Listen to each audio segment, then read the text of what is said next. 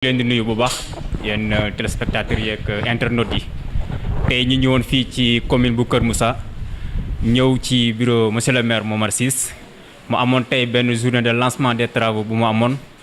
ak li nga xam ne mooy convention bi dox digganteem ak waa FERA mu mel ni tey dafa doon def lancement des travaux su ko defee dañuy ñëw ak moom rek mu expliquer ñu exactement lan mooy projet bi ak lan mooy but projet bi. su ko defee les détails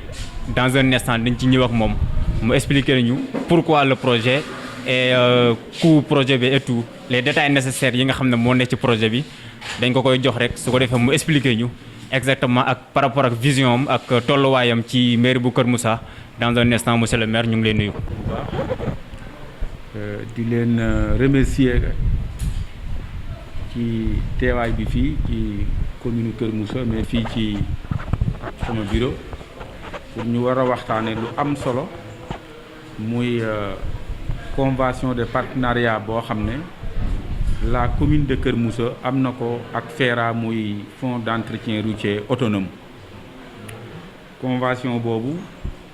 dem ci plus de 25 millions yoo xam ne lépp mu ngi war a jëm ci ay matériel mais ay salaire concernant ñi nga xam ne ñoo war a liggéey ci biir projet bi foofu itam recruter nañu quelque 30 jeunes ci première G bi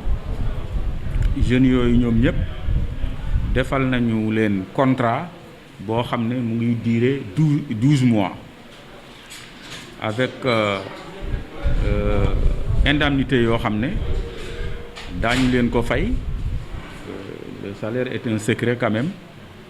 mais ñoom ci seen bopp xam nañu ko te salaire yooyu daañ ko sécuriser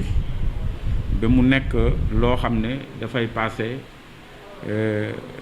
par les institutions financières moo xam banque moo xam crédit mutuel dinañu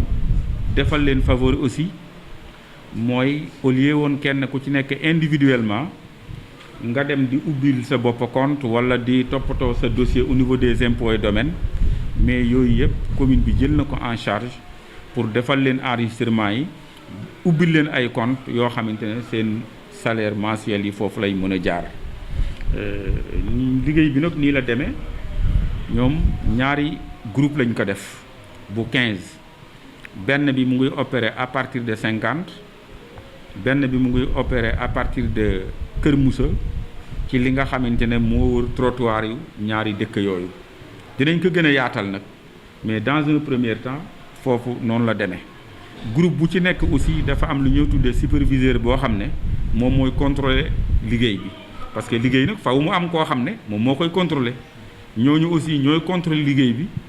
di ma rendre compte wala di rendre compte samay service évolution wu liggéey bi ni mu demee te du tere aussi ñun am nañu bët di xool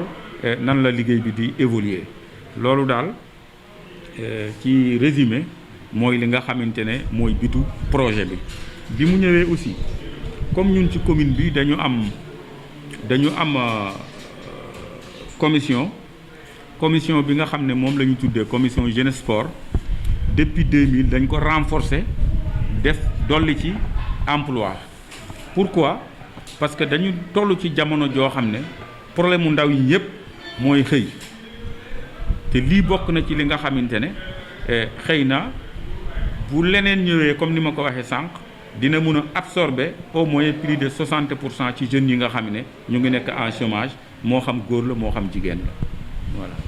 jërëjëf ni mu ko waxee dafa jël lu ma 30 jeunes ci fi nga xam ne mooy commune bu Kër Moussa ñu dénk leen li nga xam ne mooy liggéey bi mu laaj. mu am ay superviseurs yoo xam ne ñoo leen di topp xam liggéey bi naka lay demee bëggoon nañu xam monsieur le maire jeunes yooyu ndax da nga jël ay jeunes yu am formation ci dans un domaine wala dafa nekk ay jeunes yu ngeen jël ci biir commune bi moom mel ni ñoo xam ne maanaam dafa laaj ñu dimbali leen parce que amuñu ci lu ñu jàpp ci yan critères ngeen jëlee jeunes yooyu. xam nga critères yi bi ci jiitu d'abord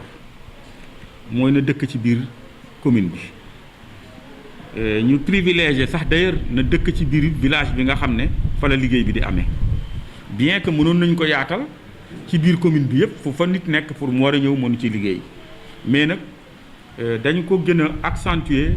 ci entre Kër Moussa ak kilomètre 50 néanmoins am na yeneen ñoo xam ne jóge nañu ay Xodda ba Kayel wala Mbul wala feneen ñëw participer ci parce que loolu mënul ñàkk mais li nga xam ne moom lañ ci gënoon a soxla mooy ñi nga xam ne ñoo fi dëkk parce que liggéey bi mun naa ne laajul formation parce que li tax ma ne laajul formation boo demee ci kaw trottoir bi vraiment man gis naa ne suuf sa fa nekk mbalit parce que suuf si mooy téye mbalit yi bu fekkee ne am nañu loo xamante ne moo koy fab di ko yóbbu kooku man je pense que jarul formation surtout que à plus de 60% 70% ay jigéen lañu mais néanmoins prévoir nañu sax d'ailleurs session de formation boo xam ne peut-être su boobaa dafay laaj ñu yóbbu les superviseurs ñoom bu ñëwee comme ñooy superviseur ñu gën leen a wan liggéey bi ni muy demee mais soo gisee formation boobu aussi boobaak léegi mënuñu ko woon def mooy ku ci ne xam na ne depuis avec pandémie bi li ëpp ci ndaje yi ñuy def ba ci ñun ñi dañ koy def en vision conférence te avec ñii duñu ko mën a def en vision conférence pour ñu mën a kii mais quand même y a des supports yoo xamante ne dee leen mën a dimbali ba nga xamante ne ñoom duñu am jafe-jafe ci liggéey bi bi ñu leen di jël aussi c'est important pour que loolu ñu leeral ko xooluñu ci Massamba ou Mademba diw la wala du diw dañu ubbi rek def communiqué ku indi sa dossier ñu jël dossiers yi ñu amoon nag mënuñu leen jël ñoom ñëpp parce que itam boo wootee lu mel nii ci liggéey ñu bari dinañu indi seen dossier mais doo mën a jël ñëpp mais itam terewul ña nga xamante ne jëlewuñu leen ñu ngi leen bàyyi ci benn liste bu ñu woowee liste d'attente parce que demain ou après demain mën nañu leen jël te mën nañu nekk aussi ay remplaçants ci ñeneen ñi. da ngeen prévoir élargir projet bi. dañu prévoir élargir ko ba mu yegg a 100 personnes parce que liñ ci nam mooy village yëpp mu mën fa yegg pas pour rek mu yem Kër Moussa wala kilomètre 50 waaw projet la boo xam ne ça doit couvrir tous les 36 villages mais dans un premier temps ñu ngi jël départ entre fi nga xam ne moo am tali pour que ñu commencer foofu seet nan lañ koy élargir. d'accord li nga wax am na solo mooy ñi nga xam ne ñoo gën a jege projet bi. ñu nekk les premiers intervenants. ku wax projet wax nettoiement wax mbalit. est-ce que am nga ay jumtuwaay yoo xam ne mooy permettre nga àggale liggéey bi fa nga fa àggale maanaam yu mel ne ay oto mbalit yu permettre nga mën a évacuer saleté yooyu. une bonne question parce que il ne sert à rien ngay tonni mbalit te amoo foo koy def ndax su boobaa da ngay régler un problème mais pour créer waat beneen problème. fii yàlla dogal na ñun am nañu dépotoir bu mag boo xam ne mët na 2 hectares mu ngi fii ci kaw yoon bi ñuy dem léegi xam naa bu ngeen ko seetloo ci station Shell Shell bi boo xoolee nii à gauche di nga ko gis malheureusement nag nit ñi la kenn mënul organiser dama fa jaar léegi ma gis mbalit mi ni mu mel mais vraiment loolu kenn mësu ko gis et pourtant dépotoir baa ngi ci biir donc li ñu bëggoon mooy mbalit mi buñ ko jëletee am nañu dépotoir mu ngi ci biir defar nañ ko lu yàggul rek jël nañu ay machine ñu ñëw tas mbalit meek yépp mais boo fa demee nii commencé nañu turaat mbalit mi ci buntu bi parce que heure bi ñu koy tuur doo ko xam doo ko fekkee mais dinañ ci jëlaat yeneen mesure xam naa ne après lancement bi dinaa santaane pour que ñu jëlaat yeneen i machine ñu puusaat mbalit mi ba yoon wi gën a yaatu pour que nit ñi di yegg ci biir te ñii aussi liggéey bi ñuy def dañu fas yéene aussi wutal leen ay support yoo xamante ne par exemple ay charrette yoo xam ne dinañu mën a mbalit bu fekkee ne foofu am na mbalit parce que il faut ñu xam ne aussi affaire u saabal bi ñu nekk tali bi la ñuy dindi c'est pas problème mu mbalit parce que problème mu mbalit beneen affaire la volet boobu aussi ñu ngi ciy liggéey pour que balaa mu yàgg ñu mën a am benn oto mbalit boo xamante ne aussi dina mën a def liggéey boobu bien que nag am na oto yoo xamante ne daanañ fi jaar seen collaboration ak ñun ñuy jël mbalit yi mais xam nga ñun suñu dëkk yi ni mu demee c'est-à-dire les villages nekkul des villages yoo xamante ne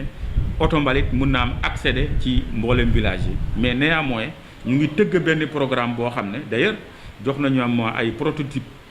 charrette yoo xamante ne boo gisee day benn di def lépp pour que yooyu ñu mën a accéder ci yenn villages yi ak gox yi nga xam ne moo dem Kër Moussa pour que mbalit mi ñu mën ko évacuer après bu ñu ko jëlee ba pare.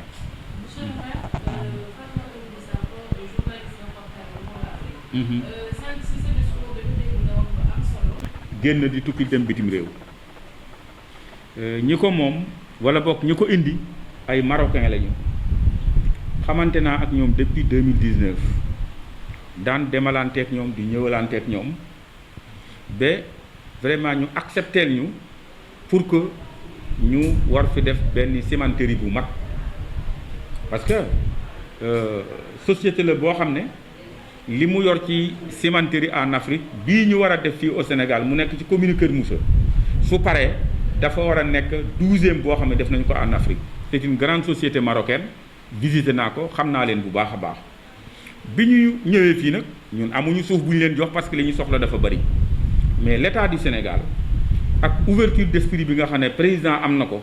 ci vraiment ñu indi partenaires yi ñu mën fi def loo xam ne population bi daañu ci mën bénéficier woo moo accepté jox leen ci forêt classée bi plus de 800 hectares yoo xam ne ci la ñuy def carrières yeeg usine beeg lépp mais nag ñun en tant que commune bi nga xam ne ci suñu biir la nekk wax naa ko léegi ki gën a jege gën a yey c'est pas parce que Kër Moussa rek moo fay liggéey mais xam naa ne privilège bi Kër Moussa lañ koy mën a jox loolu moom werante nekku ci parce que tout récemment ñëw nañu fi def nañoo ak ñoom réunion fii avec le conseil municipal liñ ci waroon yëpp def nañu ko ñoom aussi la leen waroon yëpp def nañu ko fan yi passé rek une commission banque mondiale ñëw na fi def na ak ñoom liggéey bu am solo boo xamante ne ay enquête yooyu yëpp def nañu ko ba jàpp nañu ne fi mu nekk nii pare nañu pour am feu vert gouvernement bi rek pour que ñu war a démarrer liggéey bi te liggéey bi première phase bi mooy commencer d'abord defaraat terrain bi te loolu aussi dafay créer ay emploi waaw ba ba ñuy yegg ci construction beeg phase bi nga xam ne moo mujj muy emploi bi su boobaa aussi jàpp nañu ne plus de 1000 et quelques jeunes mën nañu fa liggéey te loolu bu ñu ko amoon tey vraiment dina nekk ci loo xam ne dina absorber lu baree bari ci chômage bi nga xamante ne ñëpp moom la ñuy wax ci biir Sénégal voilà. jërëjëf loolu am na solo su ko defee dañuy delluwaat rek ci projet bi nga xam ne moo ñu fi andi woon mu mel ni yaa ngi ci kàddu yu mujjee bi ñu demee foofu sànq am na ay ñu nekk ci garage bi yëkkati ñu kàddu ndax dégg nga leen ak ndax comprendre nga ñoom sens bi ñu wax. waaw comprendre naa leen dégg naa leen parce que garage bi bu ñu koy seetal aussi surtout acteurs yi nga xam ne ñoo fay yëngatu muy jigéen ñi xam nga man damay wax toujours ne revendication légitime man su amee rek dama ciy ànd ak population bi lan la ñuy revendiquer foofu la ñuy daane seen doole di fa liggéey donc jaadu na foofu set mais jaadu na foofu ay commodités yoo xamante ne bu ñu soxlaa seen bopp yu mel ne que ay sanitaire ak yépp mu am fa mais jaadu na aussi ci côté sécurité bi ñu veillé ci nan la ñuy veillé premier élément bu sécurité mooy ñu fexe ba foofu vraiment mu am éclairage public tey nag ku wax éclairage public rek xel dem ci lampadaires yi mais comme ni ñu koy waxee rek wax naa leen ko sànq ne leen lampadaires yi bu soobee yàlla lee mu agsi yàggatul ndax wolof yi dañuy wax ne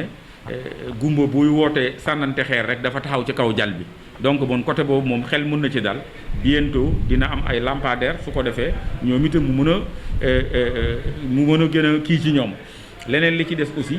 dañu nekk ci distance boo xam ne dafa xaw a xat muy diggante raay bi ak tali bi kooku aussi am nañu benn projet boo xam ne c'est pour xool nan lañu fi war a mën a def ay cantine wala ay étals yoo xam ne nit ñi dinañ fi mën a nekk di jaay en sécurité bañ a jige tali bi vraiment di leen remercier aussi yéen presse bi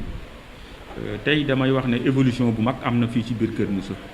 ndax bu ñu toogee tey nëgër nii bu ñu daan am lu mel nii ñuy woo ñeneen ñi Thiès ñu mel ne journaliste bi doon wax léegi ci beneen kii du jóge Dakar mais tey ñu am suñu presse locale mënuñu lu dul vraiment remercier leen ci loolu te xamal leen ne aussi ñun li ñëw tuddee consommer local moom la ñu fas yéenee def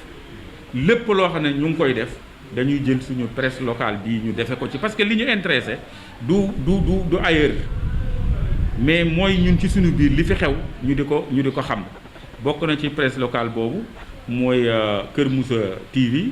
ak aussi Palor TV donc vraiment loolu dañ koy rafetlu boo xamante ne aussi dinaa wax sama conseil yi nga xam ne ñooy gàllo wàll googu aussi ñu gën leen jige seet naka lañ leen war a mën a accompagner ba nga xam ne soxlay askan wi di ngeen ñu ko mën a jottali mais it ñun aussi li ñuy def ngeen mën ko jottali askan wi parce que ñaar yooyu rek moo fi ne lii soxla askan wi ak li nga xam ne ñu ngi koy faj jëme ko ci askan wi te loolu ñaari communication bu weccoo rek jàmm dina mën a am ci biir nit ñi voilà ñu leen di remercier bu baax a baax. jërëjëf mu mel ni ko monsieur le maire waxee léegi Paloor TV ak Kër Moussa TV dañ fi nekk uniquement pour li nga xam ne mooy intérêt ak askan wi ñiy jëf waa askan wi dénk leen seeni alal ñuy jëf jëme ci ñoom ñi am information waaye la itam waa askan wi soxla ñu war ko àggale autorités yi ñu jaare ko ci média bi presse locale bi ni mu ko waxee léegi ñu àgg ci ñoom donc ñu ngi sant ñëpp ñu ngi sant monsieur le maire peut-être que dañuy jël dans un instant ki nga xam ne moo chargé woon ak travail boobu yëpp muy le président Lota dañ koy jël rek mu expliquer ñu exactement moom tamit ban rôle la jot a jouer par rapport ak liggéey bi.